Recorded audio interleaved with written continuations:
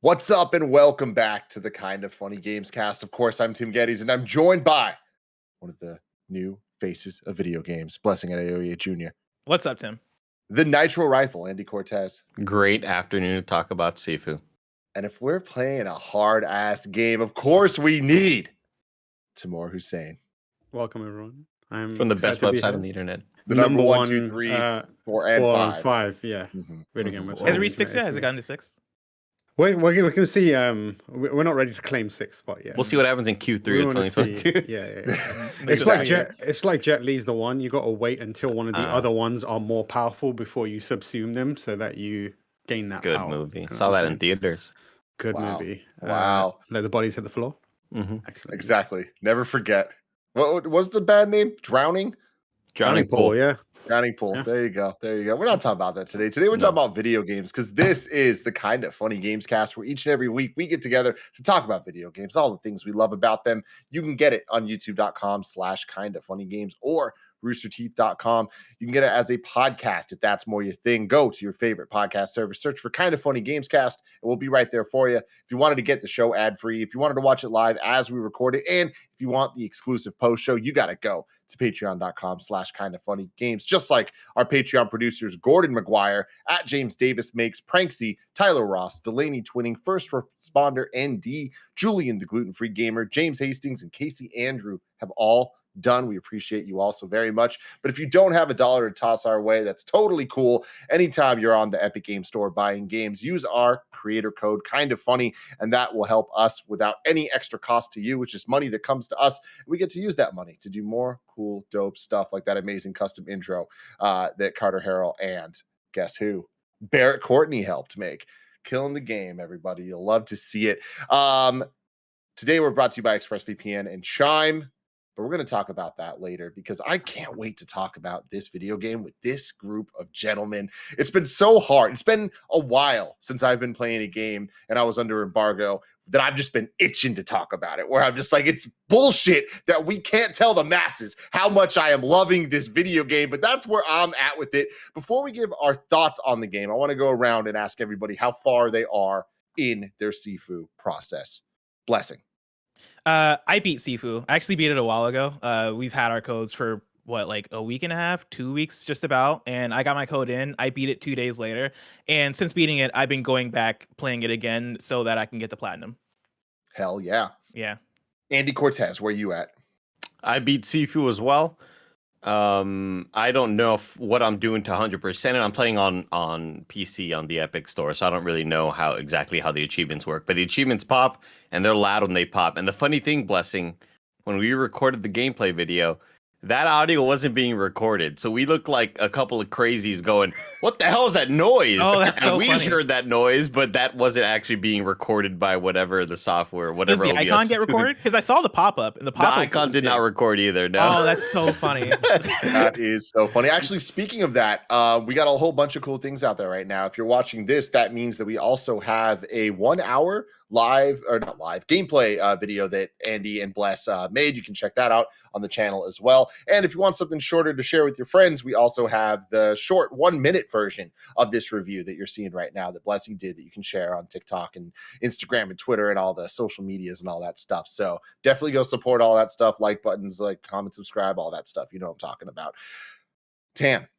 Yeah. Where are you at in Sifu? I'm just over halfway through, I think. I spent a lot of time in that first level. I do this thing where when I get an action game, I'll spend like far too much time just poking at the mechanics in one area just to get like really under the hood and figure out what's what. And that usually means that I spend a lot of time, more than anyone should, in like the first area, the tutorial, where game developers expect you just to speed through. I'm in there for like 7 hours and they're like, what the hell is going on with this guy? So I played a bunch of it, but I played a bunch of it for understanding more than progress. But I expect to finish it very soon, hopefully. Actually, going back around, how long have you put into this game? Bless. I put in, so for my original playthrough, I think I beat it in about 8 hours, which for the game that Sifu is kind of misleading for how long the game is. Because I'd say to play from front to back of Sifu, The game is probably like a couple hours long if you're just going through the levels, but because the nature of the Sifu, you're gonna die a lot and you're going to replay levels a lot because it is you trying to get your best run. And so in doing that, yeah, I put in about 8-ish hours. And since then I probably put in maybe I want to say 3 or 4 more hours going back and replaying levels. Andy? Yeah, I beat the game around, I'd say 11 hours. And a lot of that is just like what Blessy was mentioning, trying to go back and clear levels at a better age. And y'all will hear more about that mechanic soon. And I am currently at around 16 hours doing more of that stuff, just going back and trying to,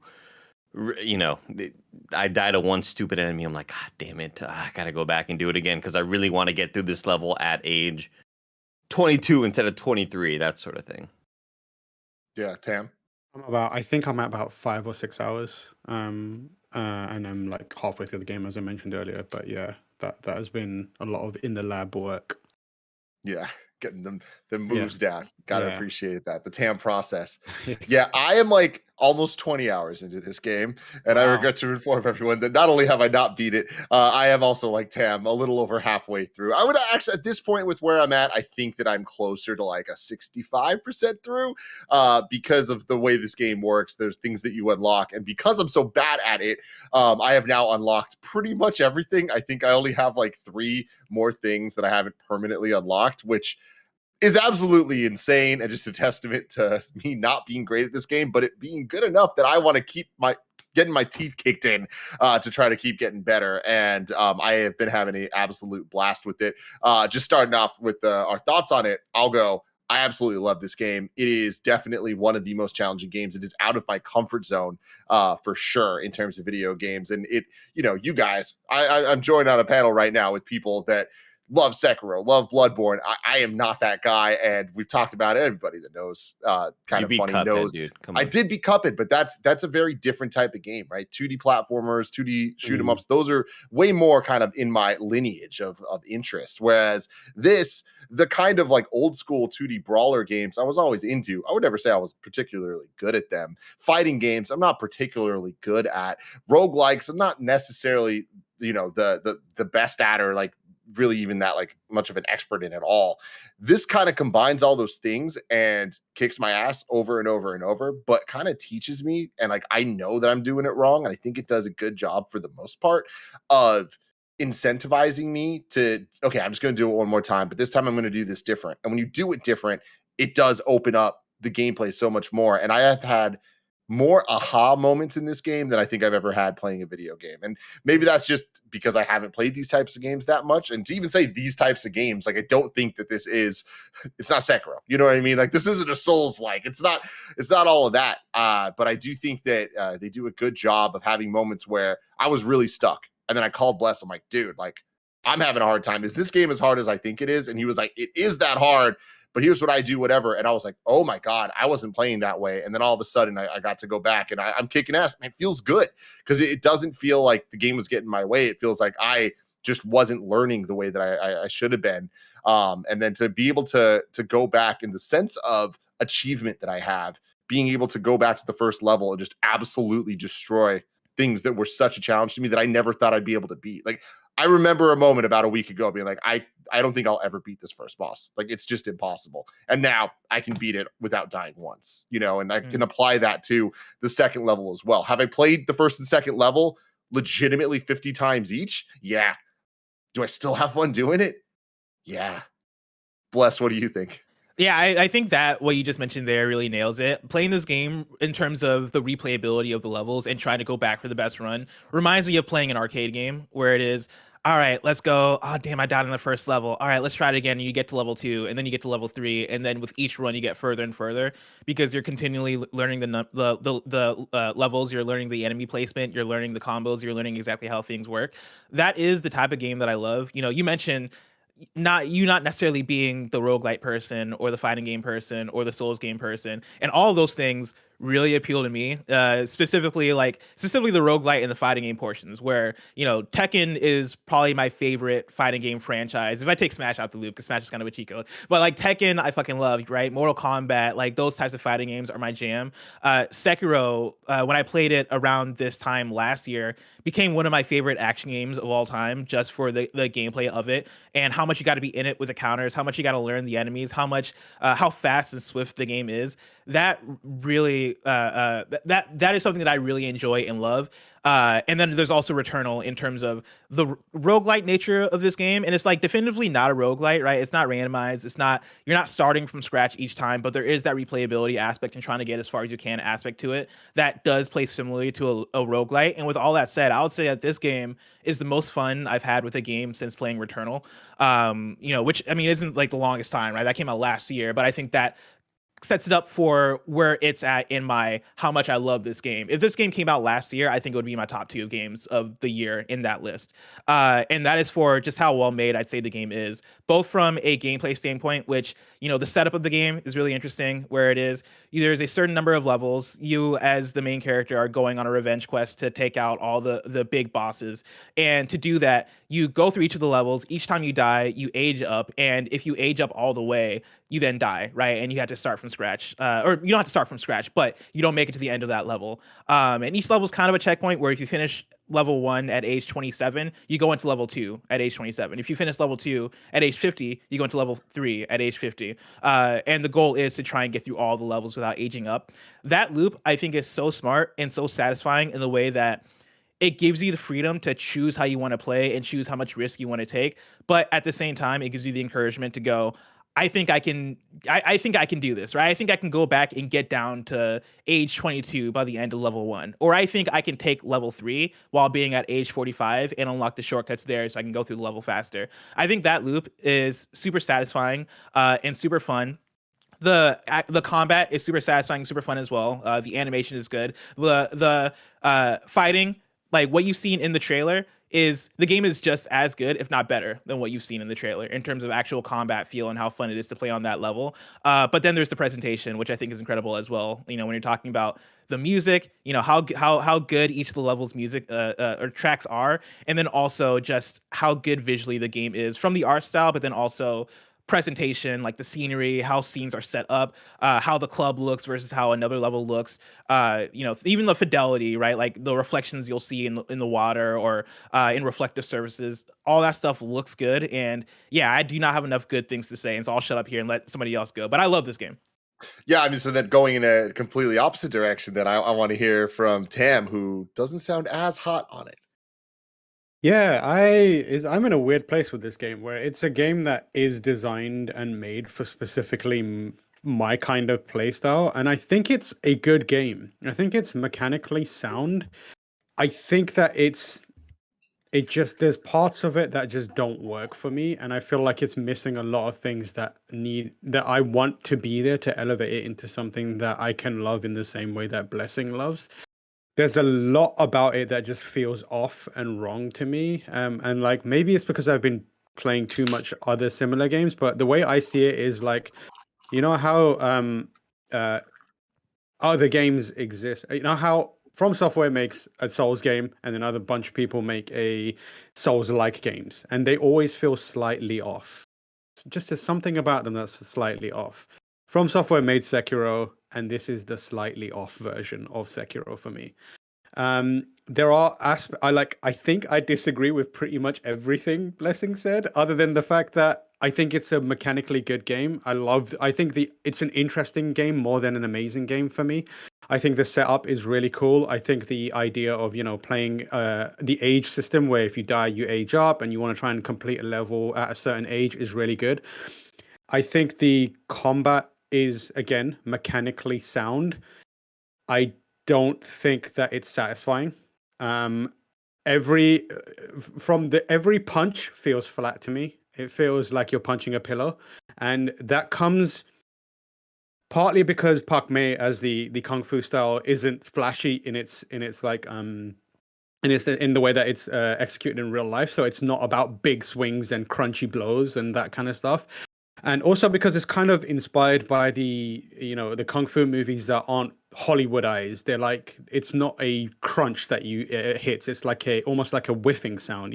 It's speedy and that kind of stuff. But regardless of that, and regardless of the fact that I can appreciate it, every time I land a punch, it just doesn't feel good to me. Like it feels empty and it doesn't feel satisfying. And the only ones that do feel satisfying are the kind of finisher moves.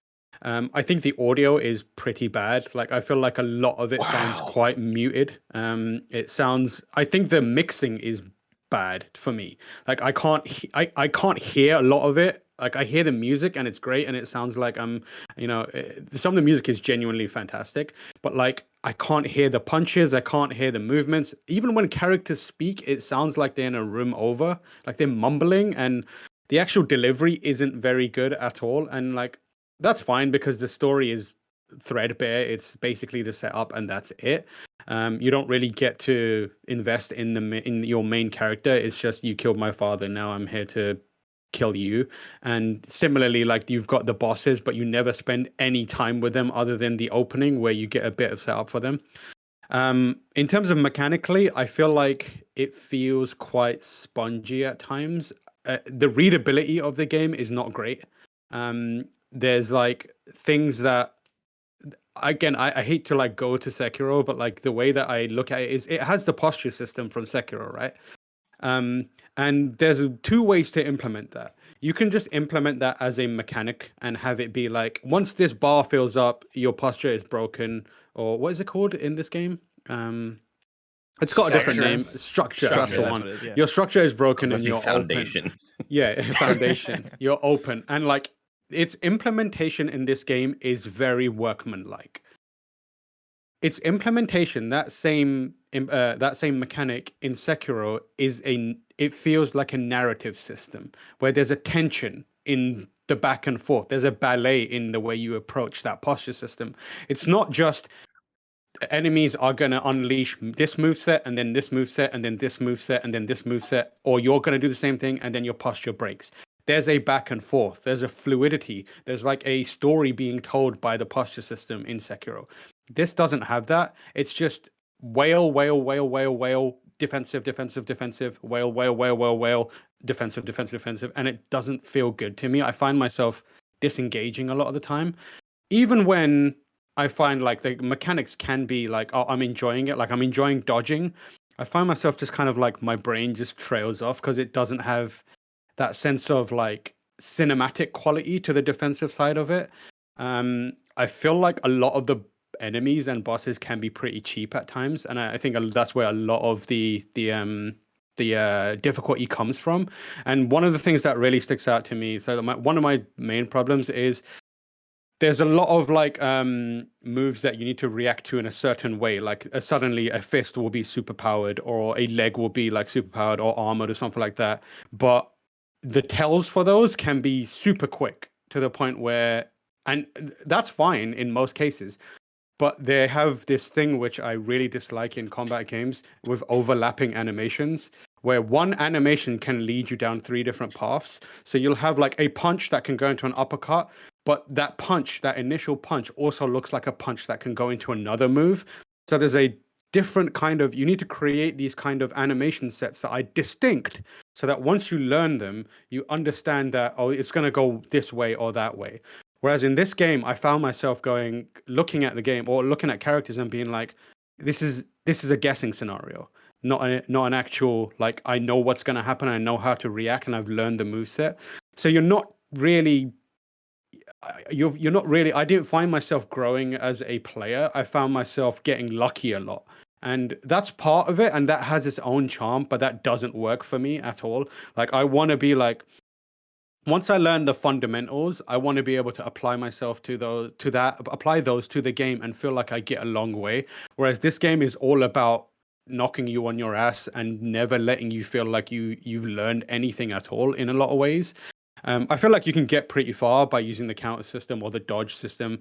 I'm just the kind of player where I'm like, I don't want to be running away constantly. Like, if you watch the way I play Sekiro, I stand my ground and I fight constantly, and I use my understanding and mastery of the mechanics to deal with the challenges as they come up.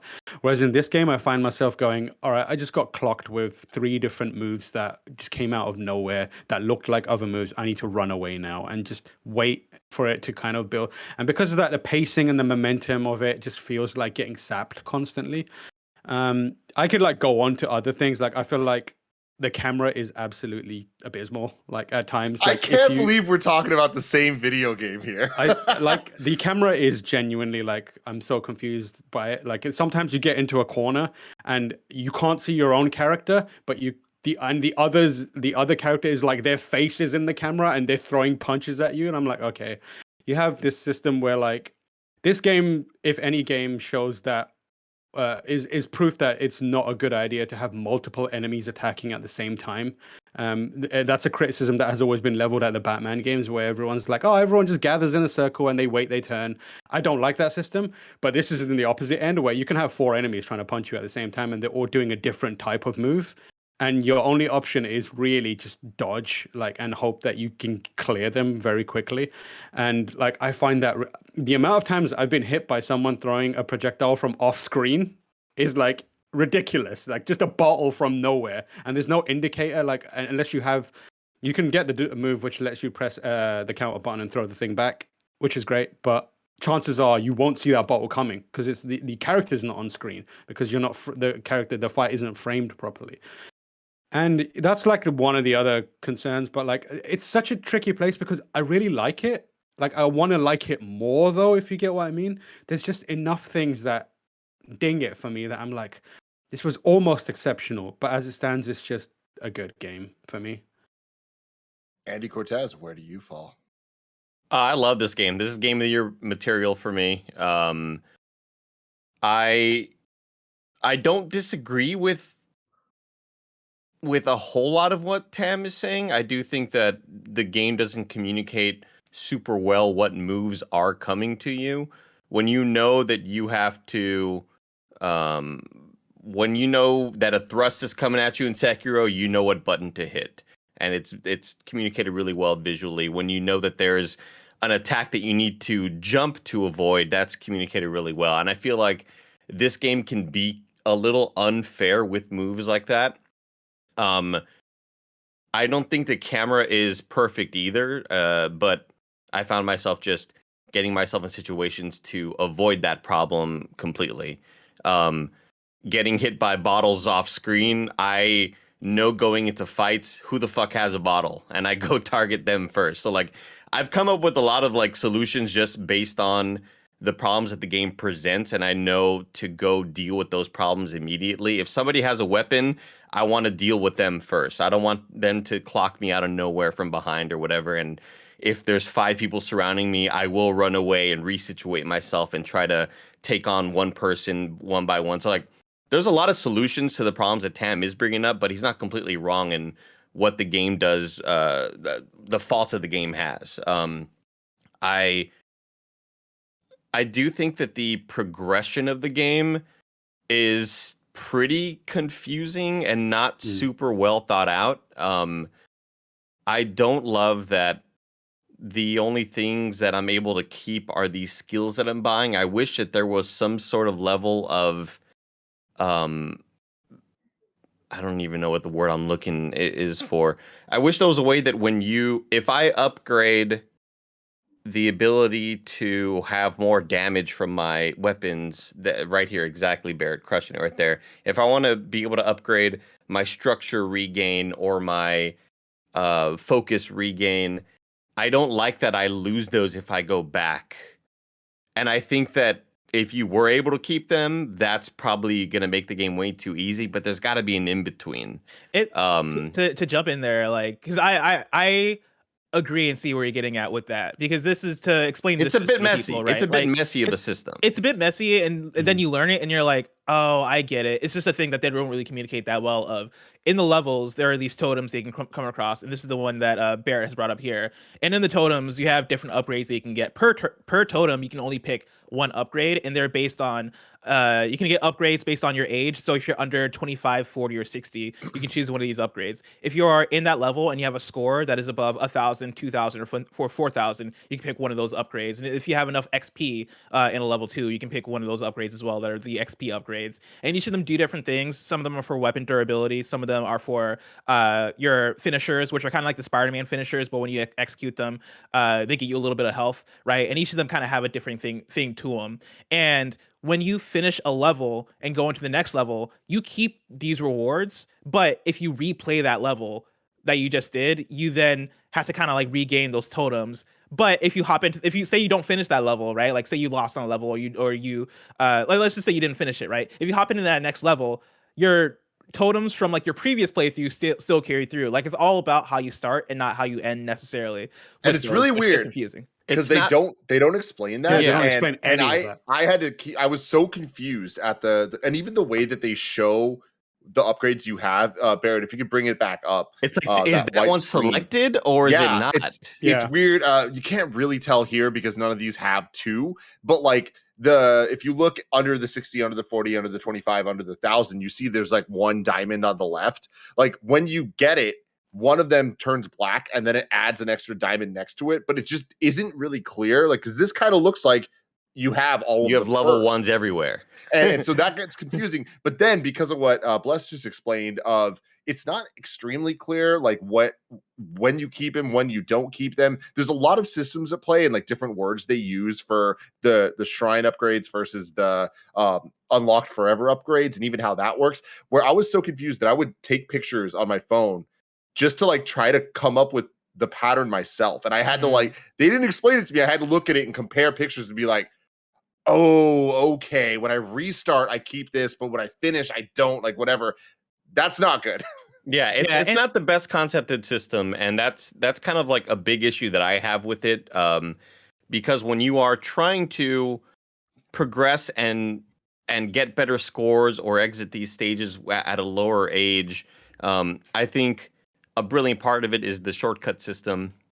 So good. It lets you fast travel through the area, but because you're fast traveling, you're not getting XP. You're not fighting people and getting a high score. Yeah. And that results in you not being able to level up those things that we just looked at. You can't level them up because this thing that you're leveling up requires 1,000 score, but you only have 120 because you've only fought 2 people to get to the shortcut to get to the final boss. So like there's got to be a better way to balance all of that. It sucks that if you go through the checkpoints to skip to the boss, then that means that you're not going to be able to level up those points and you're going to be weaker against that final boss. I like that. But hold on, but if you do decide to take that risk, then you might die and get older anyway. And I understand a game wanting you to pick a risk reward, but it just doesn't seem worth it. And like, there's got to be a better way to do this. There's got to be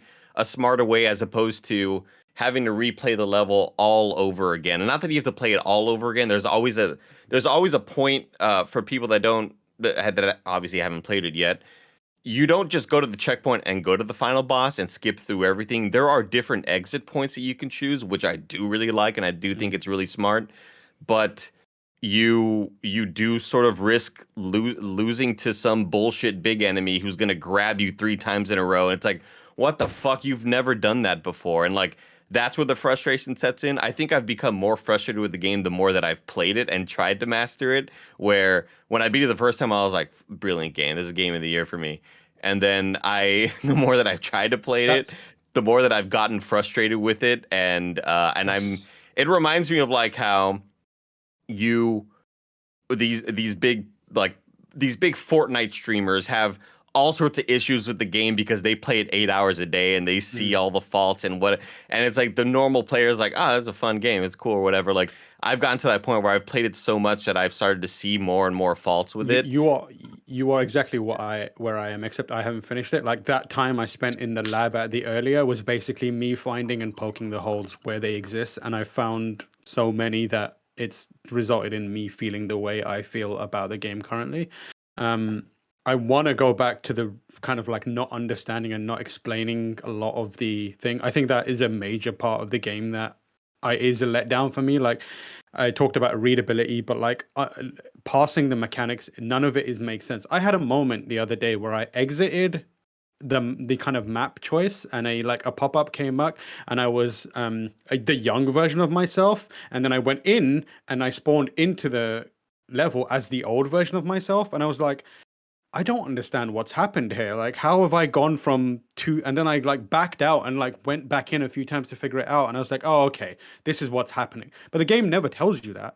It never tells you, hey, if you want to come into this next level as a young version, replay the older one and do better at it. And that is how you get better at that kind of stuff. It's just there's so much about it that is like needlessly obfuscated. And I think that compounds. The difficult part of that is when you don't understand a game that's also difficult and constantly is knocking you on your ass. Like that is you are alienating a lot of people. Like the people are going to stick around are people like me, who are like this is a kind of game that I love. So I'm very accustomed to like grinning and bearing this kind of experience because it's what makes me horny. Like, and that is what happened here. Like I stuck with it and I understood it all, but at the same time I saw the holes. I saw where everything kind of, I see where it falls apart for me, and other people can have amazing experiences. Like Blessing is a perfect example of it. But for me, yeah, there's like any number of things that I just wish was done a bit, but I like the whole structure thing, like it's on the enemy above their head, and the enemies are constantly moving. They're constantly attacking you. You are always moving. How are you supposed to read that in a moment to moment? How are you supposed to make judgments based on that? In Sekiro, it's at the top of the screen, and you know, oh shit, this enemy's posture is almost done. I'm going to get aggressive now. And that's a strategic decision you can make, or you can see your own posture and be like, oh, mine's super low, but like their health needs taken away of it, and you can make decisions on that. In this, it's like it moves in a way where like it's a tiny little yellow thing. I can't make any smart decisions, or I'm not factoring it in at all. I'm not factoring it in at all. It's not, and like this, I have not thought about the structure thing once. Anytime there's a structure upgrade anyway, like I do not take it in. Maybe that's why I'm not good at the game. Mechanic. Also, the thing that I miss, I think is really missing, is there's a symbiotic relationship between health and posture in Sekiro. I can't tell you if that's the case here. In Sekiro, if you take down health of an enemy, their posture is slower to recover. So it's in your interest to occasionally not deflect and go for a risky strike.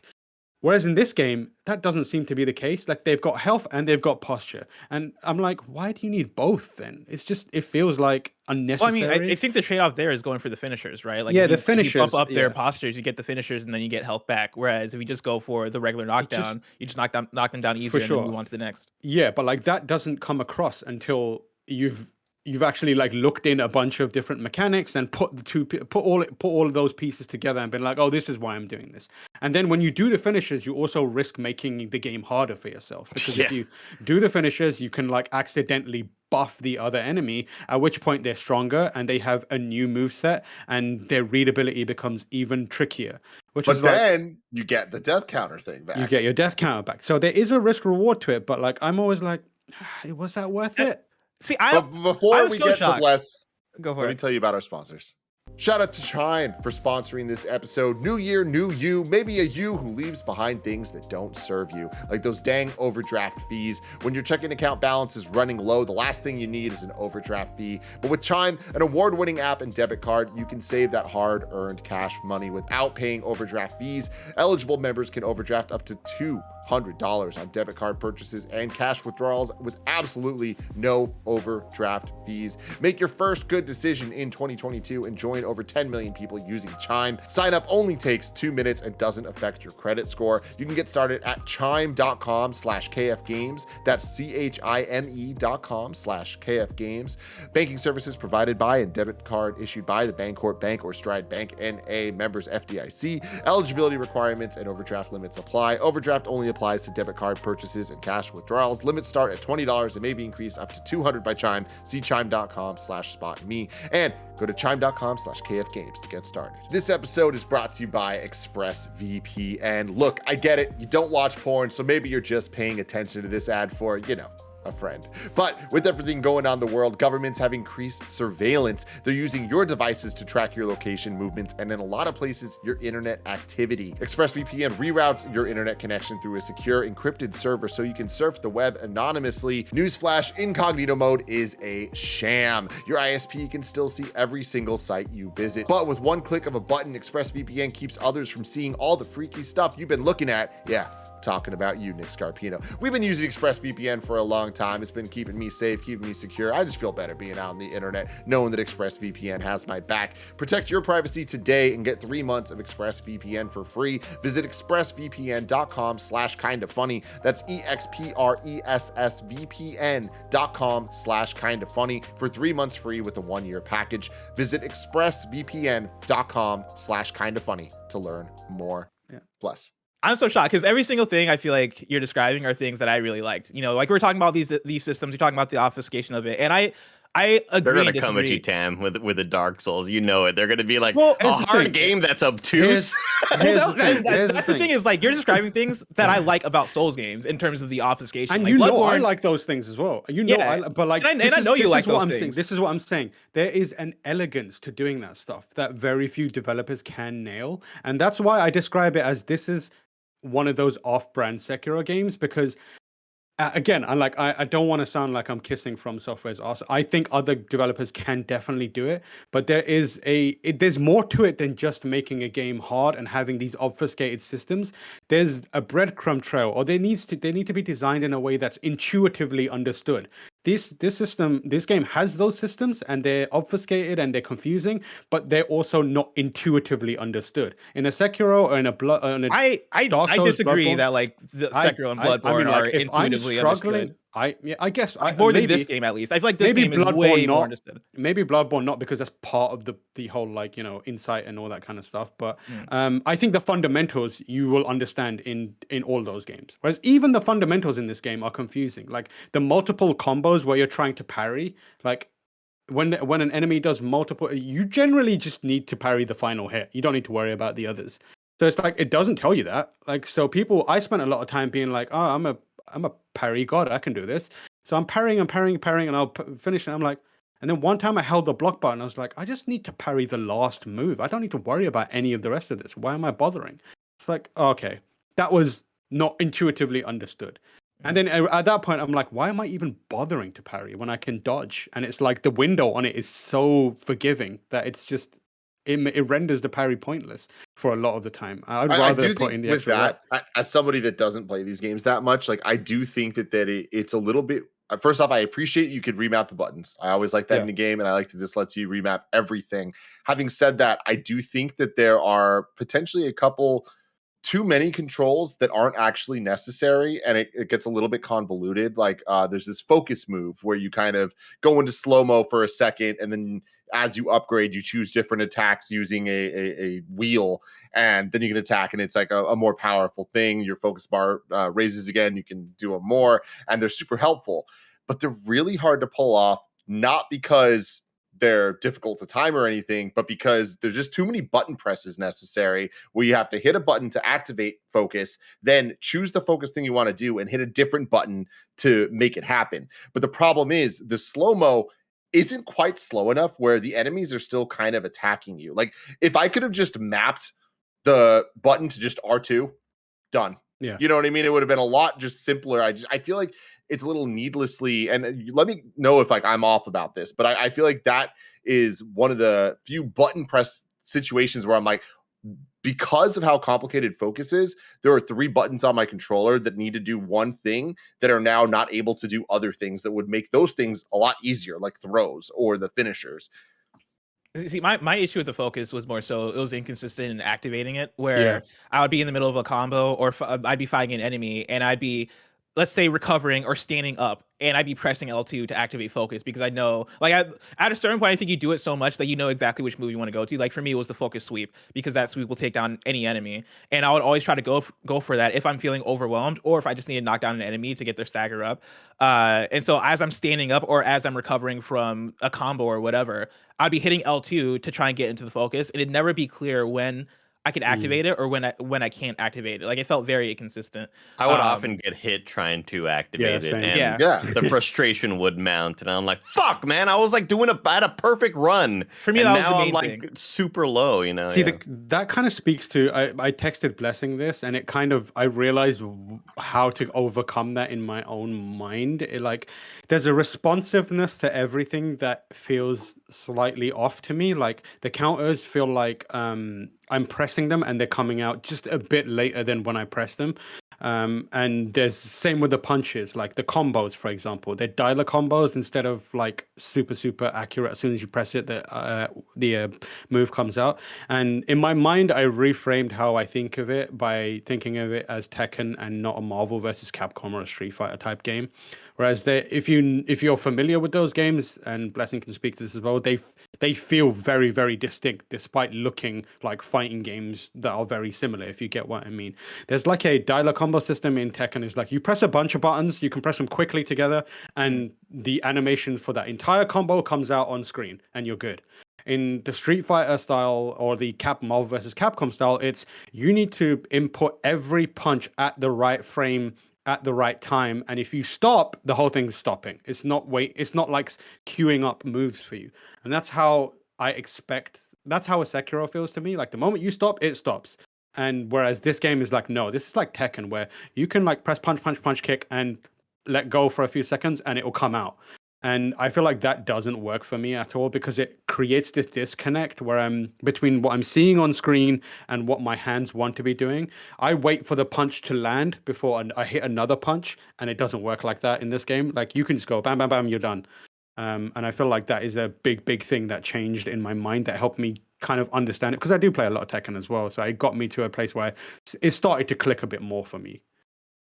I also want to bring up, I think I immediately like just went for all the negative stuff. I do think the combat feels really fluid and fun for me, and that's a reason why I have continued to play it. Like I would have, I think it's a testament to my enjoyment of the game that I would have stopped playing it once I beat it, but I have gone back to try to master it even more and to try to get better, and I'm having a lot of fun with it. I do think I love the engaging combat. I love the contextual animations of when an enemy's against a bar table, a different animation will play as opposed to when they're against a wall. I do agree with Tam and Tim when it comes to the structure system / the posture system that we know from Sekiro. I don't really take it into account unless I'm fighting a boss. But I haven't really been playing this game in the way that I would play Sekiro, where I am, much like Tam was mentioning, you're waiting there and you are trying to deflect anything that's coming at you. With me, it's like, it's a mixed bag. I'm playing this more like I'm on the street fighting with somebody, and if I see this attack is coming, and I know that I have this one ability that I fucking love, that when you parry at the right time, you can after that hold right trigger. For me, it was right trigger because I set mine up to the Souls button system. I can hold right trigger and then I sweep them on the ground. Then I would go to the ground to like continue to bash on them, and that's going to lower down their health even more. I didn't really play this a certain way. It was more of like, what situation does this call for? Am I going to try to? I know these types of enemies, and I know their attacks, and I know their combos and their animations. I can dodge through this because I have the ability that the more that I dodge, the more focus I have that will raise faster. Then I can use my focus moves faster. So it was always like it was almost like Doom in a way. When you play Doom, and it's like, I do this attack to get the ammo, I do this attack to get the whatever for my fire. I did, like, it's always a sort of rock, paper, scissors thing. And with this game, I was constantly doing things to help fuel my next attacks. And To echo what Blessy was mentioning, what feels like an hour ago now, because this has been such a good, engaging podcast. Blessy was mentioning the presentation, and I think this game is absolutely flawless when it comes to art and presentation. It keeps on ratcheting it up. It keeps getting better. I don't know if Tam's beat the second boss yet, but once you like the second boss, I've just loved the lead up to it, and Incredible. I love the it's shots very and cool. the one perfect shot moments, and it's just like every frame of painting type shit. And I do want to shout out while you're there, right? The DualSense. I know you're playing on PC, but like in that second level, there are moments where you're going through a hallway and the hallway's lit up a certain way, and you're feeling that in the DualSense, and it feels so cool. Incredibly cool. Yeah. And then I you get to play on like the Elite. I play on the Elite too because I need that back paddle for the dodge. We all know that. But the lead up to the boss number 3, the lead up to boss number 4, it just keeps ratcheting up in the coolest, most stylistic ways. In the same ways that I loved when Ghost of Tsushima would have those really cool kind of movie-like moments. But in here, it's like this is an indie art title. That's my with thing is fighting, and this it's game, beautiful. This game to me is the Cuphead for me this year, right? Like the Cuphead is the returnal of like a game that is so dialed in like how good it feels to play and how difficult and brutal it is, but a game that is so beautiful and stunning to look at.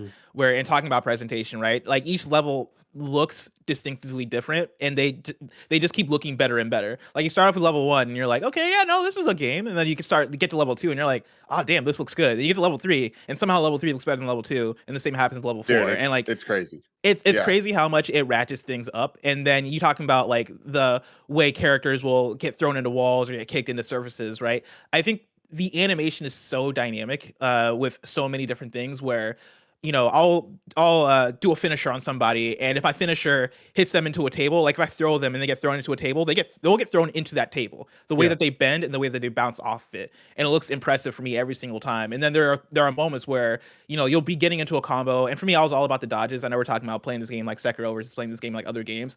I found myself not countering that much. I was not focusing on countering at all. I was all in on the dodges and dodging every move because I think you can kind of skate by a lot easier that way. And there are moments where you'll walk into a room, you'll see an enemy with a bottle, you see another enemy with a bat, and I'll get into the fight sequence with them, right? And somebody will come at me with a bat, and I'll duck, and then that bat hits another character and knocks them down. And those are the moments where the game shines for me. I think and it there's makes such a level them of in their dynamicism. finisher mode. Yeah.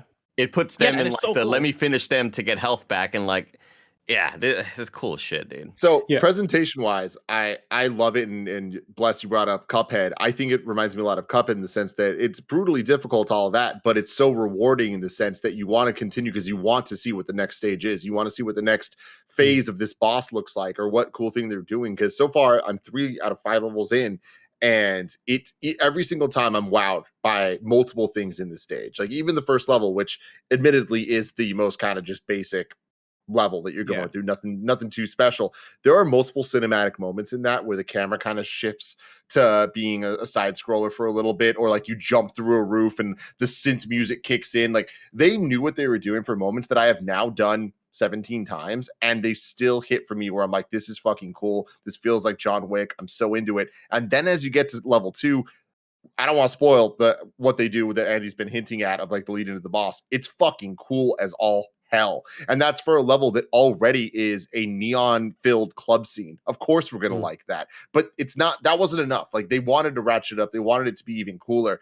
And then level 3, which is as far as I've gotten so far, I am so impressed with that area. Every single room is something I want to look at. And that's the type of design you need if you're going to replay an area over and over and over and over again. Andy, you had your hand raised?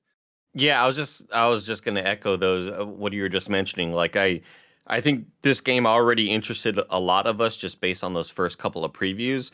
The concept of the aging thing, I was like, oh, that's a weird kind of mystical add-on to this just normal brawler that looks like a normal brawler with really awesome animations. And we know it's from Slow Clap, so we know the fighting is going to look good and feel good.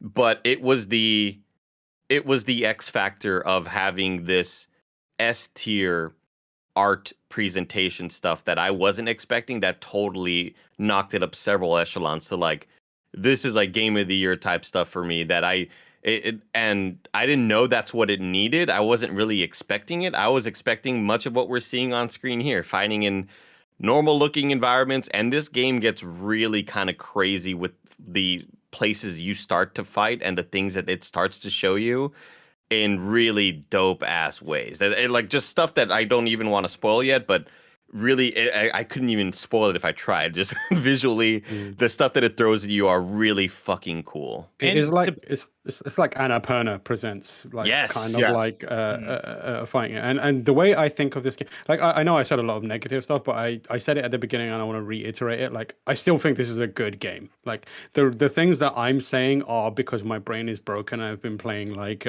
fighting games since I was a child. Like the first games that I ever played were Street Fighter, and I've always been like super focused on combat design and that kind of stuff. So there's very high chance that the things that I've mentioned will not impact most people and you'll have a great time.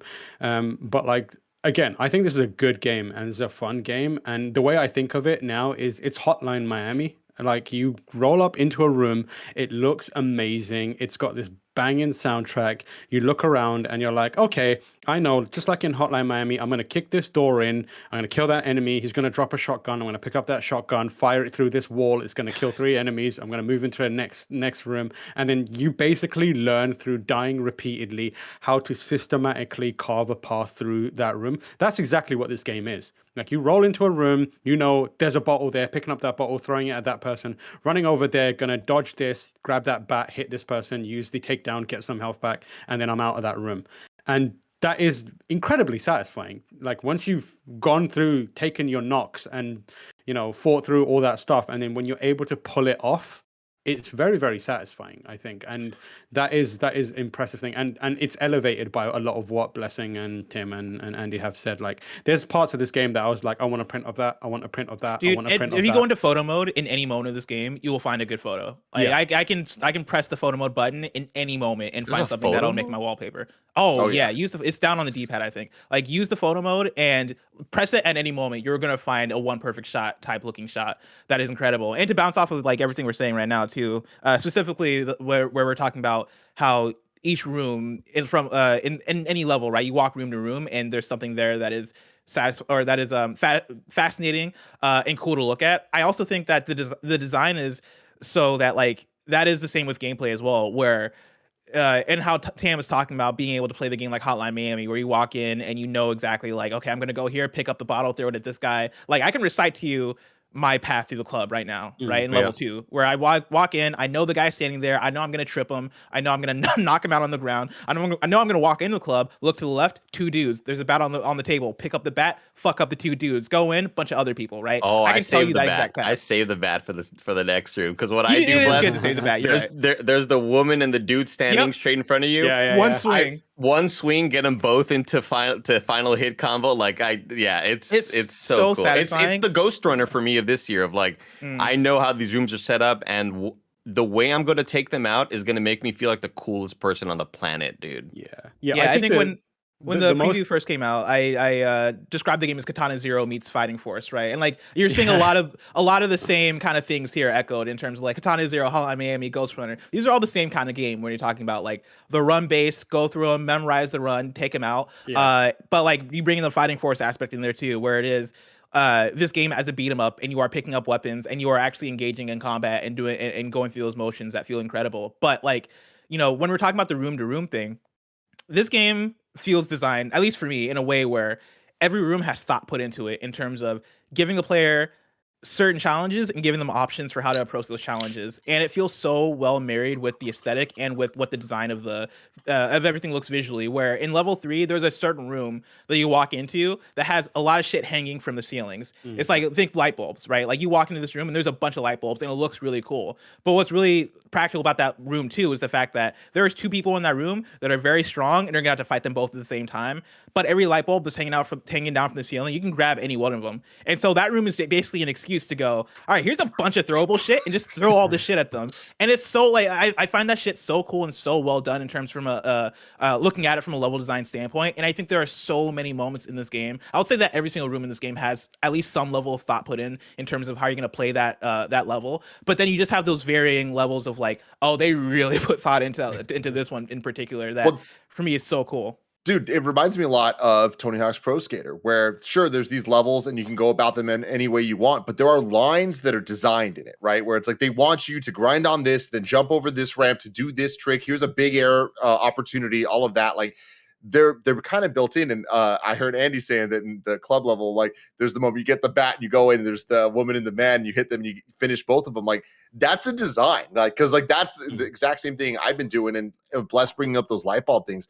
I do think that every room has a designed path of just optimal dopeness to like really make it as cinematic and cool as possible, but it's not the only way to do it. And there were equally dope things to do if you just went a different direction instead and didn't do that. And I think that's kind of the surprise I've had with this game is the flow state that you get in, because it is the levels are designed in a way to kind of move you from one enemy to another seamlessly, whether you have a weapon, whether you're getting hit or whatever. It's like I constantly feel like I'm in this there's a momentum to it.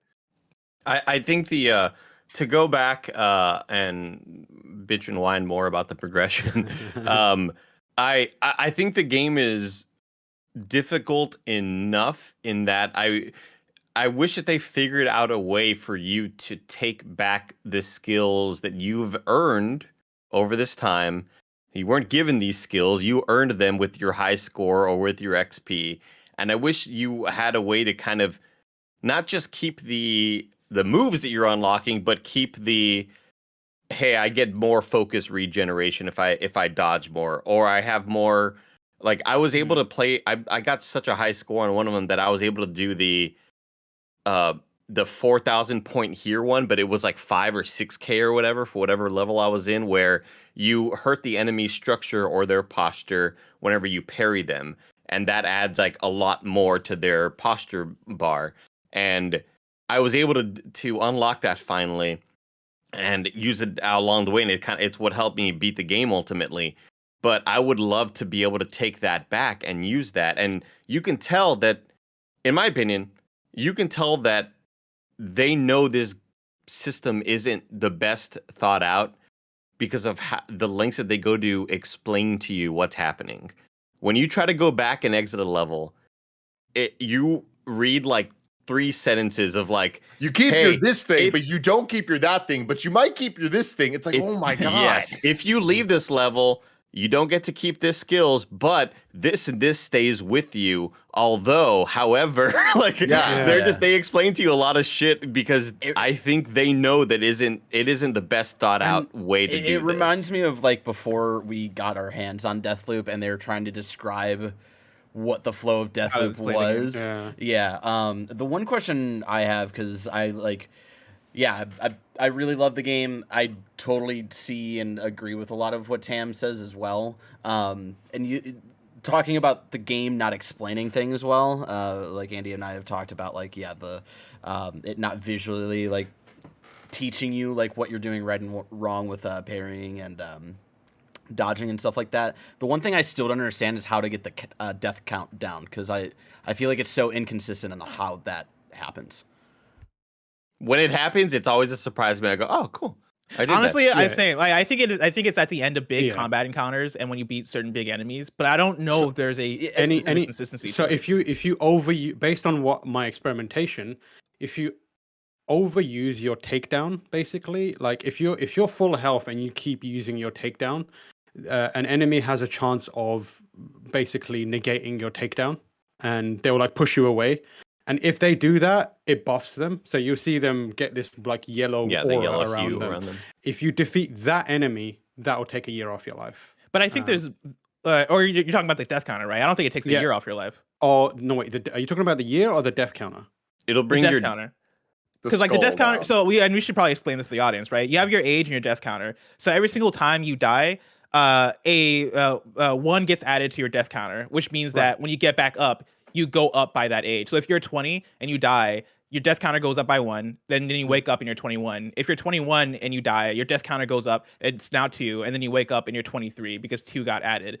And your death counter specifically can go down in certain points in the game. And yeah, I think with what Tam was explaining, right? When you beat a powered up enemy, I think in those moments your death counter will go down. But I do think there are more moments where your death counter will go down as well, because I've just had it happen randomly. But See, this yeah, is what I'm saying. That's random right there. Where like that No, guy wasn't even powered up. These are mini boss characters, though. That's the difference. So it's either powered up normal enemies, or there are these mini boss characters that give you it. So because that's an optional room, Barrett, and there are optional rooms in the game where you can fight these sort of mini bosses, and maybe you want to risk going in there to get your age down one more time. Like that's what those rooms are designed for.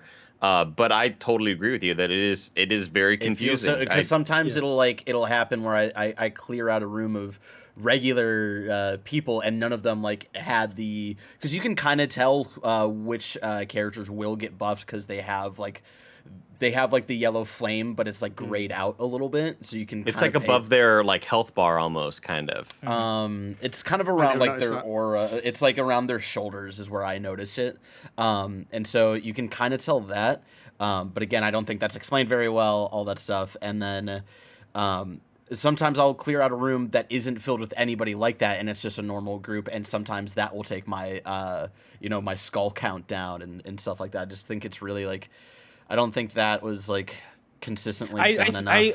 My assumption was always that if you beat enough enemies in a row without dying, then like you'll get it. Yeah, because that's one of the things where like we've been talking to you, Blessing, about the game because you beat it in 2 days. You're an expert pro gamer over here, and we've been asking you for advice and stuff of like, oh, what do we need to do? We need to get our age down for certain levels, like, and you keep doing the advice of like, all right, well, as long as you keep your death count low, like. That has more of like a death weight. Counter, I would say, is more vital than age. Yeah, like a death counter is like more vital, and so it's like, all right, cool. How do I get that down? So that's like that's the thing I've been struggling with. I think there are 2 ways to go about it but Barrett, you're right that there are groups that already have that yellow aura person in there that will lower your age down. But the fact that you over risk the finishers and you overdo the finishers, sometimes that'll randomly spawn a yellow aura dude and lower your death count down. So like there might be already a room that you clear out, and every time that's going to have like a higher powered person, whatever. But sometimes a normal person will turn into a higher powered person. The club room 3 always has a normal person that will turn into one. Yeah. This room that we're watching right now will sometimes do it, sometimes not. I've cleared it without experiencing that. And see, my assumption there is that you might have knocked out the guy that would have done it without doing the finisher. Because when I'm going through and I'm finishing everybody in this room, for sure, like 90% of the time, this will have somebody. And I've gotten to that point where if I'm high enough health, I don't want to risk it. I don't want to fight a dude who's going to have these really tough combos that I know are tough to dodge and stuff like that. I did want to talk about the boss fights. No spoilers, however. We're not going to go into spoilers. But I do think that when Blessing and I recorded that video, I was able to beat the first boss. I beat the second boss my first try, like without getting a full die reset. You know what I mean? You're like insane. How are you this good? Like, here's the thing though. Like, I'm not. I'm still dying, but I'm not getting a full reset to like. You're not aging up. So all the way. Like all the way. I'm not aging up all the way to like age 70, whatever, to the point where you run out of your pieces on your medallion. You know what I mean? I'm like blown away by that, man. I fucking like this guy kicked my ass so many times. Dude, I got a text. Sorry, this is a sidebar, right? Because like reviewing this game has been an experience, and it's been like I think a fun bonding experience. Getting texts from everybody being like, "Yo, am I doing this right? Am I doing good? Like I beat this thing at age whatever." Janet texted me earlier yesterday and was like, "Hey, I'm finally about to start Sifu." Like, and I was like, "Hey, just so you know, the game is hard." Everybody's been texting me and telling me that like they've been getting their asses kicked, and I don't know anybody else who's beaten the game yet except for Andy. Just so you know, Janet, when I tell you that hours later, Janet texted me and she was like, "Hey, I just came out of level 1. I just beat the boss, and I'm age 27. Is that good?" I was like, "Janet, you don't understand. I didn't get out of boss age 27 my first time. Like that's fucking crazy." But sorry, go on.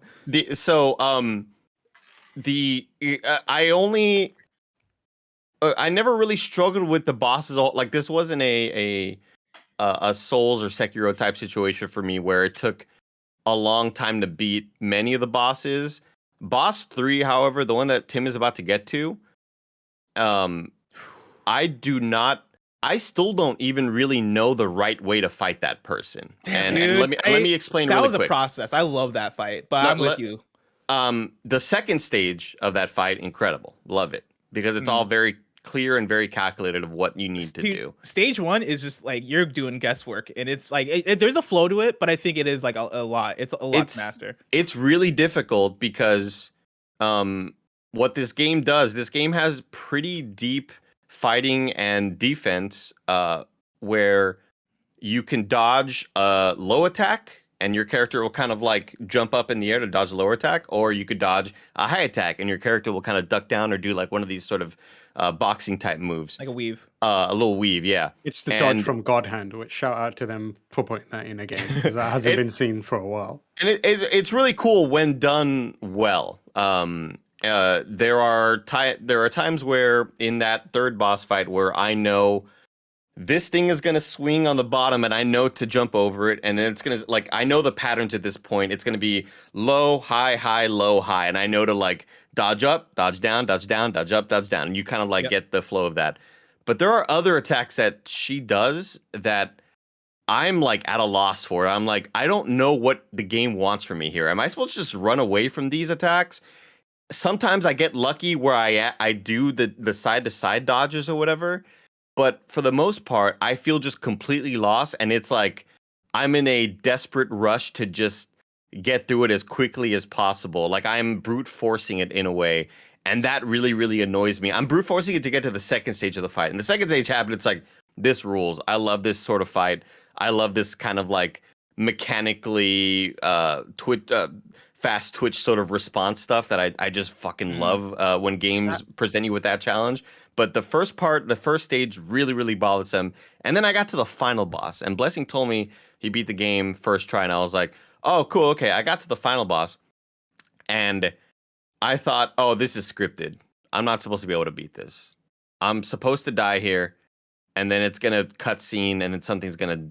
And I was like, oh, that's just how that was just the fight. How the fuck? What am I supposed to do here?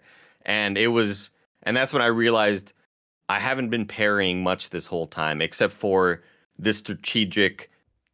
I'm gonna parry this attack, then do the sweet move. You know, I haven't really been doing the Sekiro type ding ding ding ding ding that we're all kind of used to when we play Sekiro. The final boss, I realized I have to do that. And see, that's interesting because I really changed the whole fucking game for me. Like I still was dodging with that fight. Granted, that fight took me. It felt like a fight of endurance for me because it was me dodging their moves, like dodge, and then hitting back, and like realizing that like it was going up a little bit minimally, and so I knew it was gonna be like okay, I'm gonna be here for a while kind of thing. But that ended up working for me, right? By the time I got through phase 2 on my first try on that one, and like I wasn't like I didn't have to change the way I play for that boss, but I do think I think you're spot on in terms of like the different bosses kind of demanding something different from you each time. Because with that level 3 boss that you're talking about, that first phase, I got to that phase and I had that moment where I was that you're talking about with the final boss, where I was like, certainly this is a mistake. Like, certainly, I had that with the first boss and the second boss. This is what I'm saying. This is what I'm saying, and this is where I get hung up. Like that. Firstly, having those kinds of experiences, and then also not having complete clarity on the rules of like upgrading, progression, that kind of stuff. It's a compounding thing where that's where it feels like it feels like it's stripping you of the sense of empowerment that you generally need to kind of keep going in these. And I think like also those boss scenarios, the reason I've felt that almost with every boss as well, and the reason that frustrates me is because that lack of clarity doesn't. It shows that you don't really, a mastery of the mechanics isn't what it wants you to understand. Like in Sekiro, you go into a fight and you're not sure what a boss is capable of, but you are sure of what you're capable of. And that is usually enough for you to suss that out what shit's you deep. need to do.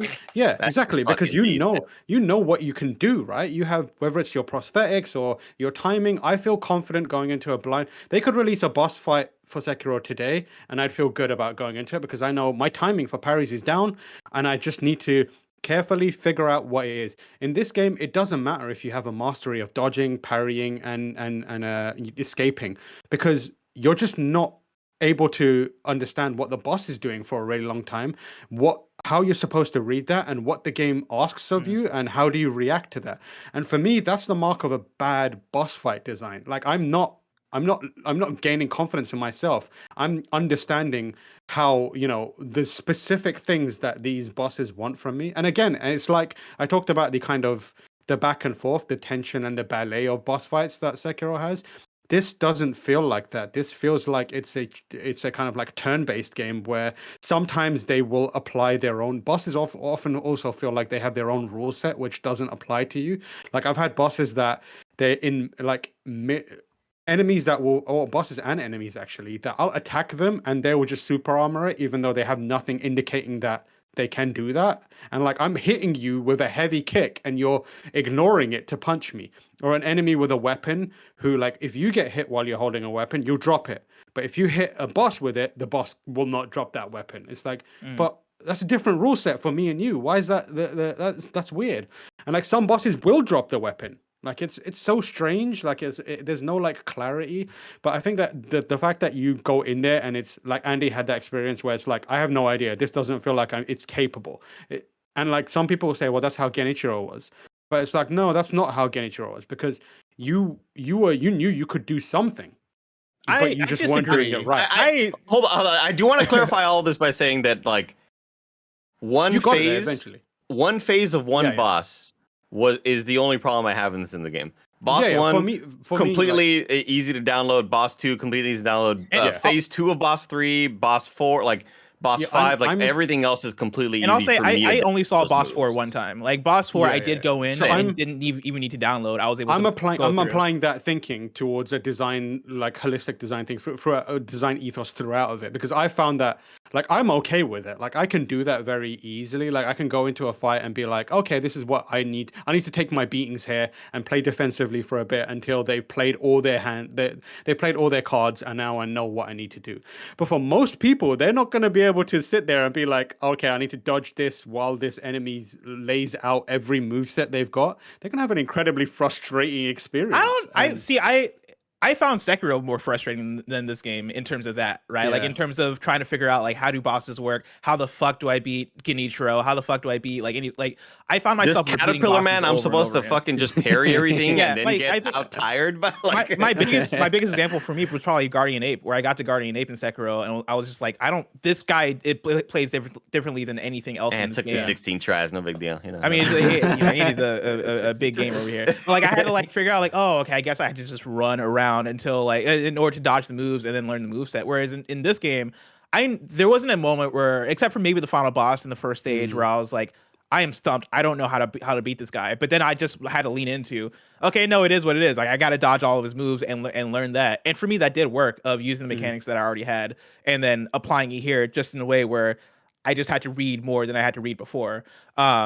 And so, like, to go back to the obfuscation things, I think that's an interesting conversation as well. Because, like, I don't hate the obfuscation stuff as much. I think there are things here and there in terms of, like, what Andy's talking about, like wanting to bring in certain upgrades from the shrines over. I think that would be a smart thing, even if you did it like in an inscription type way, where it is choose the upgrade you want to carry over. Like, I think something like that would have been cool. But I did like, for me, how much I had to figure out. Like, it does remind me of playing a bite-sized Souls experience in terms of all right, I'm getting into this thing. All right, how does this work? I got to level 2 and I died. Wait, I start at that age every single time. Like, I liked that process of figuring that out, figuring out the skill tree, and then having to understand exactly what the game demands of me. It reminded me of playing Deathloop, honestly, where Deathloop is a game where it's like, hey, we want you to go through the levels, play however you want, but you have to line up in the way they have to do it perfectly. Except for in Deathloop, I felt like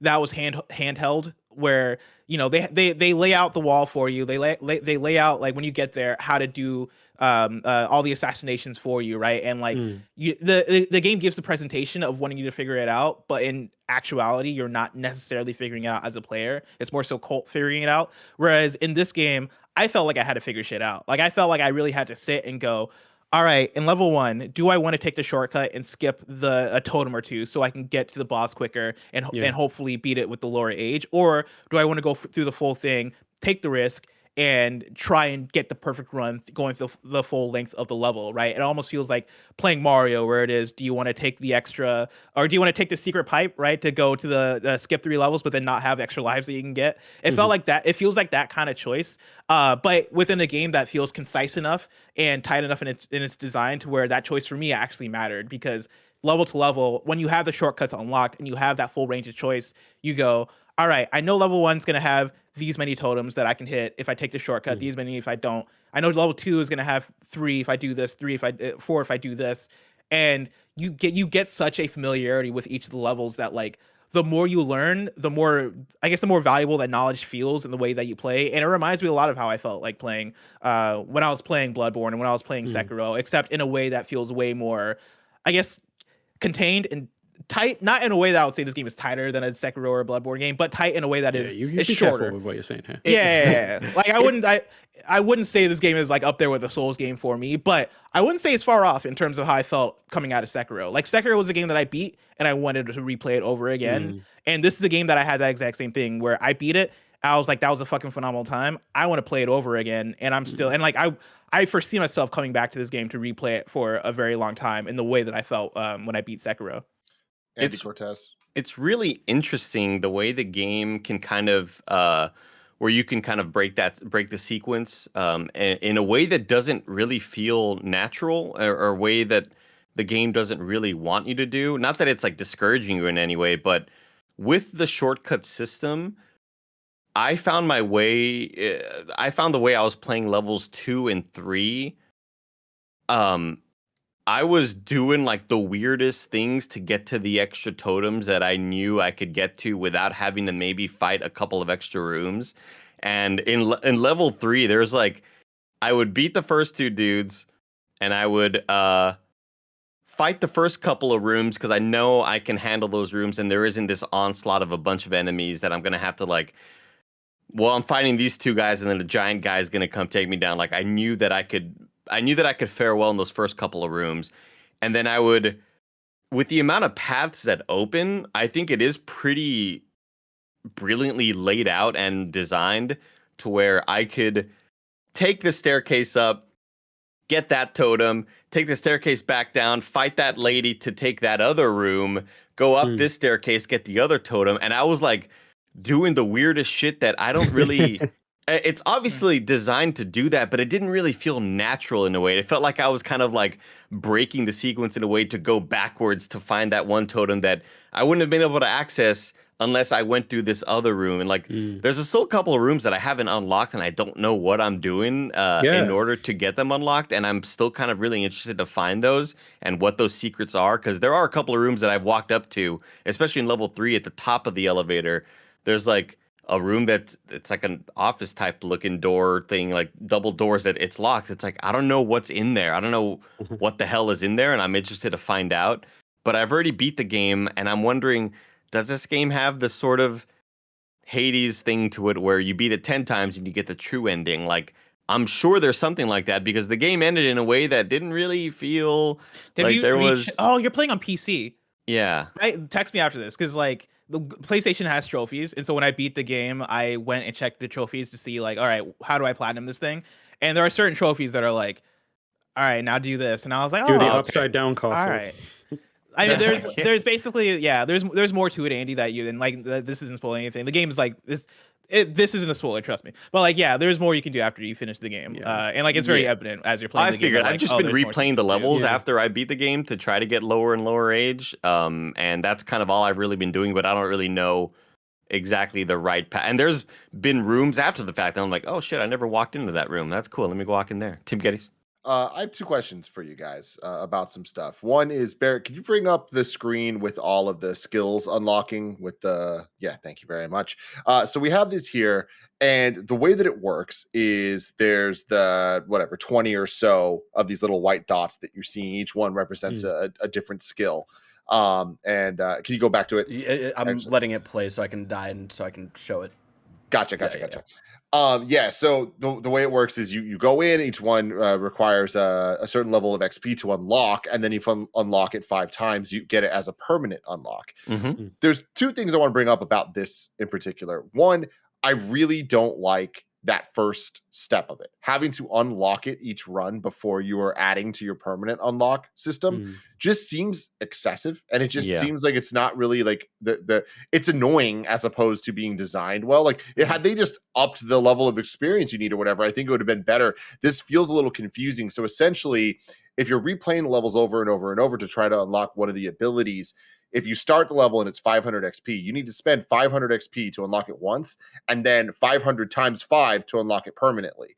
So if you die, if you do 500 to unlock it, then another 500 that counts as 1. If you die, the next time you come back, you need to do the 500 again to do 500 again to get that second unlock.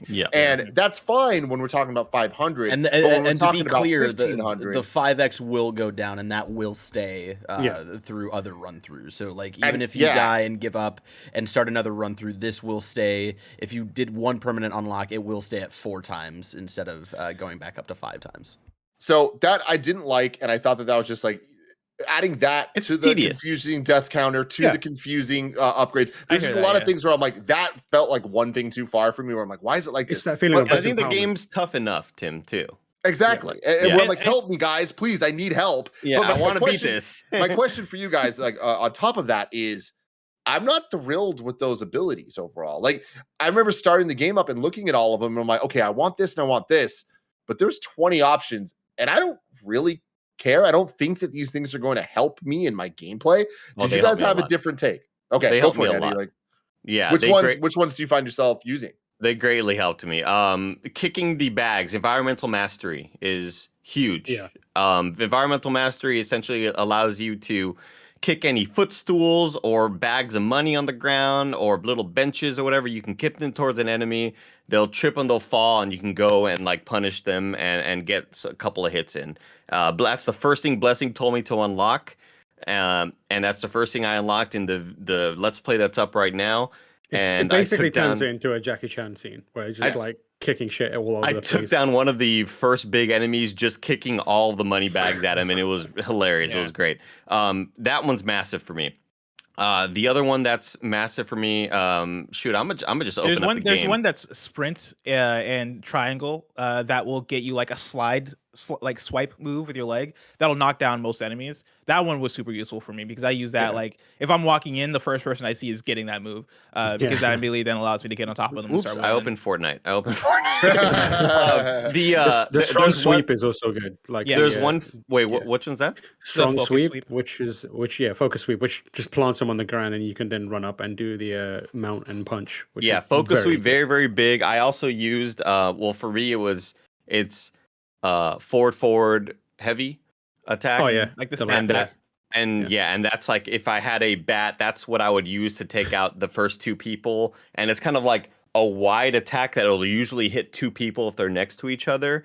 I also used the one that I mentioned earlier, which was really, really huge for me, especially when I knew that I was going to methodically take out just individual people one by one. That when they, let me close Fortnite real quick. When they punch me or are going to attack me, if I parry them at the right time for that counter, they are now opened up to allowing me to trip them immediately, getting them on the ground. And it was a really, really good combo. Because sometimes if you parry them, you could try to wail on them and then they might start blocking immediately, but getting them on the ground was like huge because that allows you to get in a couple more hits without being punished. Are you talking about the ground counter or a different one? Well, ground counter is massive. Ground counter was massive, especially on boss fights and like bigger enemies that where if you're on the ground and an enemy attacks you, if you counter at the right moment, you'll then trip them. Yeah, that really helped me with the second boss fight. Like that'll be incredible for the second boss. I have like 17 out of 20 of them unlocked. I think 3 of them are ones that you guys have named. So I need to figure that out and get that. Maybe those will help me because I do not have that ground counter one. Oh, ground counter is huge, Tim. Yeah, the amount of times that you get knocked on the ground by somebody sweeping you and you get tripped up when they're going for their next attack, you hit just counter once and then you knock them to the ground and then you can attack them. And at times, I used it as a fallback move. I use it as a move of like, I kind of want you to do this to me because I can exactly. For I can withstand these attacks. Yeah, I can withstand these attacks and just keep ground countering you as you keep knocking me to the ground. And I have more health than you, so I'm gonna win this battle of attrition right here. Yeah, it really helps with like there's like the girls with the really heavy boots who like do really like heavy kicks and stuff like that. Like it really helps with them. There's like a couple like mini bosses that like there's one right before the second boss that has like the stick, like the really long pole that they use. It's really helpful with characters like that. That was like really integral. Like once we're not talking about weapons. Go, but finish up, Aaron. I want to talk about weapons. Just like that really helped me with that second boss fight because there was like the first couple times that I finished the second level, I was at like at least age 60 or whatever, and I think it was like that was around the same time that I permanently unlocked the ground counter, and once I got there, I was able to beat the second level at like age 36. So yeah, ground counter was instrumental in me finishing the second level for the first time. Like that, I a lot of I'm with Tim in terms of like I think after I unlocked about 10 of the moves, I stopped caring as much because I looked through the rest of the skill tree and I was like, okay, I think I'm done here. But I do think there's a certain number of them that are useful. But to talk about the weapons, right? Like a big shout out to the weapons for me. I think they're very essential for the game, right? It's part of that balance of trying to figure out how to do the most damage to your enemies, and the game does a good job of doling out weapons. And it introduces the machete at level 3, and you're like, oh, this is very OP. Yeah, and you're like, oh shit, actually, I still like the bat more than machete. I like the bat more, yeah. At first, I like the machete, but the bat is helpful for staggering enemies, and like the machete will just attack through it. But like, once you get a machete, once you start using weapons, that really, at least once I started using weapons, that really turned the tide for me, where I went from being like, oh, this is difficult, to me being like, okay, no, this has become manageable, because it is about trying to have a weapon at all times. And when we showed that upgrade screen, right, like one of them is to make it so that your weapons are more durable. And for me, in the way that I played, I focused all in on that, making my weapons powerful and making them durable, because for me, weapons were the thing that were like helping me with big enemies, helping with pretty much any single type of enemy, and getting me through. And I think the selection of weapons in the game is pretty good, because like Bear was saying earlier, right, like there's pole type weapons, there's like a hacky type weapons, there's bat type weapons, and I think each of them play slightly differently, mainly the slicey stuff from the blunt weapons. But like it's meaningful enough to where it does feel like a choice, where I am like, all right, I got a machete and I got a bat on the ground. I'm going to go bat, because I find that just more useful for keeping enemies busy. But I really like those mechanics. The thing was just like, sorry, I was just going to say like, if I turn my brain off and turn the snobby critic in me off, like I have such a good time playing this game, and I again want to emphasize it. I think it's such a fun game, not a fun game, but like such an interesting game, and it is well worth checking out. And I think I've reached a point now where I'm able to turn that all off, because I've done my due diligence on it, and I'm falling into it a bit more. And when it works, I can see how it becomes game of the year material for a lot of people, and stuff like the weapons and stuff like when you do get the ability to just kick furniture at people is so amazing. Because I want to give a shout out to the developer Slow Clap, because like the whole like using classic kind of kung fu cinema as a motifs, and like using kind of like the archetypes of that you go through as this character, where you're the young brash kind of like kung fu disciple student, and then over the years you like age up into the different archetypes that you've seen in kung fu movies, and end as the wise, the kind of like enfeebled but insanely powerful old man. Like I love that, and like it's such a unique thing that I like almost forgive pretty much everything that is happening in it otherwise, that I'm like annoyed by, just to play it. And yeah, I just wanted to make sure that people know that I definitely have problems with it, but I also think it's a really cool game. To shout out Slow Clap too, I want to give a shout out, because like I was somebody who played Absolver, And I liked Absolver fine, but I could never get super into it, even though I really wanted to. One, because that game came out in 2017, which is busy, but also that game just didn't. All the elements didn't come together the way that I felt like they needed to. And that game was doing a lot in terms of being a multiplayer game that wanted to have a Souls-like kind of, combat system, but also it wanted to be an ongoing live service game. That game did try to do a lot. And I think it didn't succeed on many of those things, but I think the things that did work for that game were the combat system, which is very similar to the combat system in this game, right? It's third person fighting mechanics, right? And I think they called it a fighting game, and I think that echoes in this game too, because I'll say that this game's fighting system for me makes it feel like I'm playing a fighting game, which is the best thing I can say about an action brawler. But they went from that to making this game, right? And for everything that Tam just described, I think that is a huge glow up, and I think that is going to put Slow Clap on another level and put them on people's radar in the way that this is a different comparison, but it reminds me of how Maddie Makes Games went from Towerfall to Celeste. Not that Absolver is comparable to what's it called not Titanfall. What's the name of her game? No, Maddie Makes Game Towerfall. In my mind, it switched from Tower to Titan, and I was like, no, that's not what it is. Souls, Titanfall, Towerfall. Titanfall. I don't think Towerfall is comparable to Absolver, and I don't know if people are gonna put C4 on the level of Celeste, but it is that similar level of hey, that's interesting though. Different kind of game. I was going to bring this up earlier when Andy was saying that he wishes he can bring his skills and stuff from the later levels to the first. That was one of my only issues with Celeste, is that when you go back and play the older levels, you don't have your new abilities. And obviously that would kind of break the game in a way. And I think that's the same reason they didn't do it here, is that they know that the levels are designed with enemies being a certain skill level and with certain abilities, that they don't want you to have more focus and whatever. Is that a great choice? I'm not sure, but I do think it at least makes a little bit of sense. I do want to wrap this up before we get to the post show. So I do want to just kind of want to go around and give final thoughts on this. Bless, let's start with you. Yeah, I mean, I think it's clear that I absolutely love this game. I would go as far as to say that Sifu is the best beat 'em up game I've ever played. That is how much I enjoy this game, and that's how much I think I'm going to return to it. It is I think it's good on all levels when you're talking about game design, when you're talking about art design, when you're talking about sound, when you're talking about all these things. And I definitely to hear Tam, right? I definitely understand a lot of the criticisms and where Tam's coming from, especially when you're talking about the obfuscation of the systems and how some of that stuff conflicts a little bit. And I can see clearly ways that this game can improve. And I think that's there, right? And I can't wait for the next game to see if they try to level up from this one or if they do something completely different. That said, Sifu is a game that I cannot recommend enough. You should go play it. Don't miss out on this game because it's a busy February. And you say February? I did say February. To dispute what Tam was mentioning earlier with the combo mechanics. Everyone's coming after me today. We got to. You came after Sifu. What did you expect? You were mentioning how you could just input it all at once and it'll just do the whole thing. That doesn't seem to be the case for everything, because there's one of these combo moves that you unlock, Tim, or it's actually just a combo move. There's just, I think it's just a normal combo or whatever, but for me it's heavy, then you wait a while, then you go heavy again. There's some delay input. You have to wait to delay some of these things, so they're not just all tap it all in, then it'll just finish the animation for you. And then Tim, what you need to do, the normal sweep, man, up, down, heavy.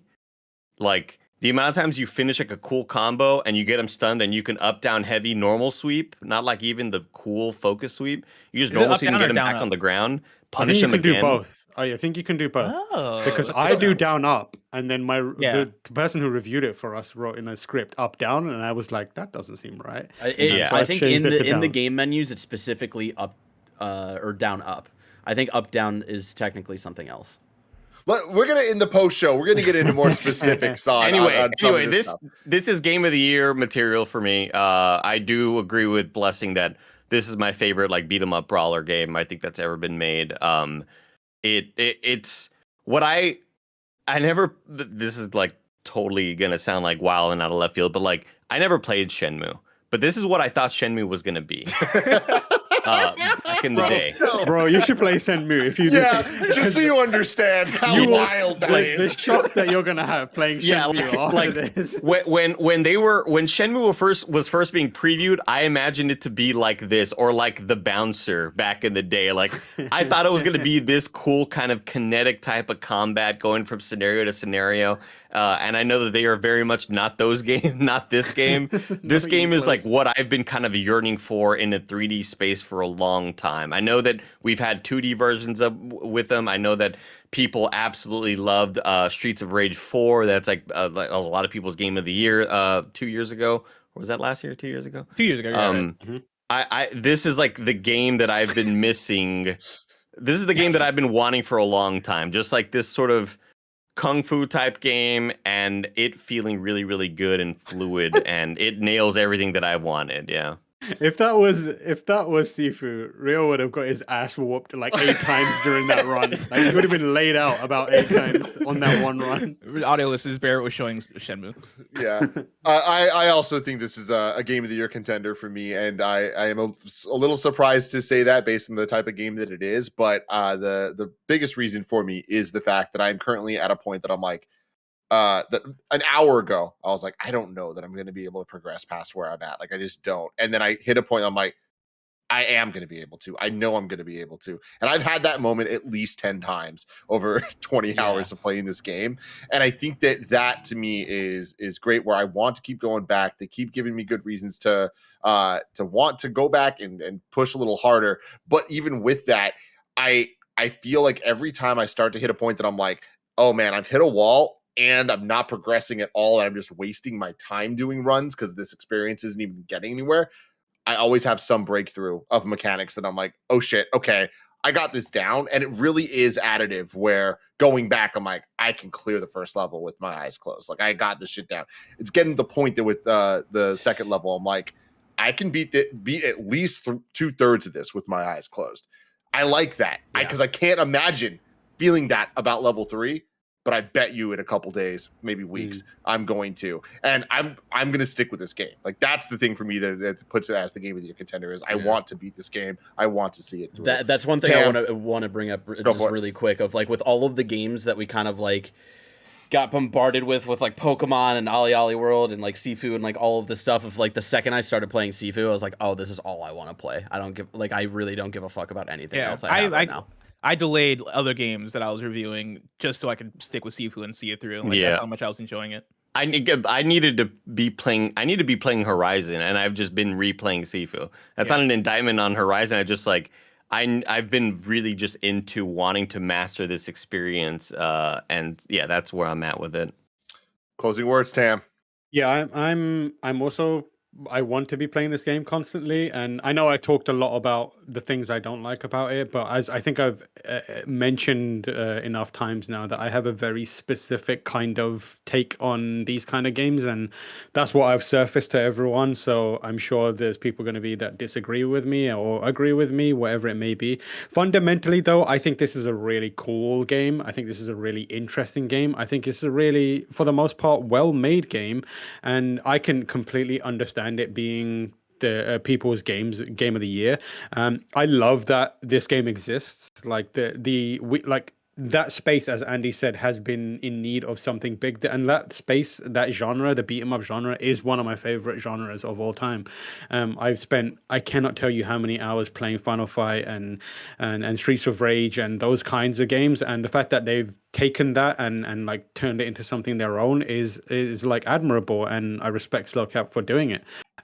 Sure, some things don't vibe with me, but I still understand what they were going for, even if they don't hit the mark for me. But I respect it, and I think that it's a good game, and I would recommend it as well. You never know how you're going to feel. Like, if Tim can play this game and like be super into it as much as he is, like, anyone can. And at the very least, you'll get to experience one of the most unique games that has been released in a really long time, for sure. Yeah. So there you go. We're going to talk more about it, some nitty gritty stuff in the post show. But Tam, thank you so much for joining us. Where can people find you? You can find me on Twitter at TimorH, and then I stream on Twitch at twitch.tv/TimorH, and then I'm around here and there as well. Love to see it. Till next time, remember, stay tuned here, youtube.com/KindaFunnyGames. A ton more reviews coming. Why, Bless? Because it's review season. Yes, it is, everyone. Let us know in the comments below what reviews you're most excited for. And until next time, I love you all. Goodbye.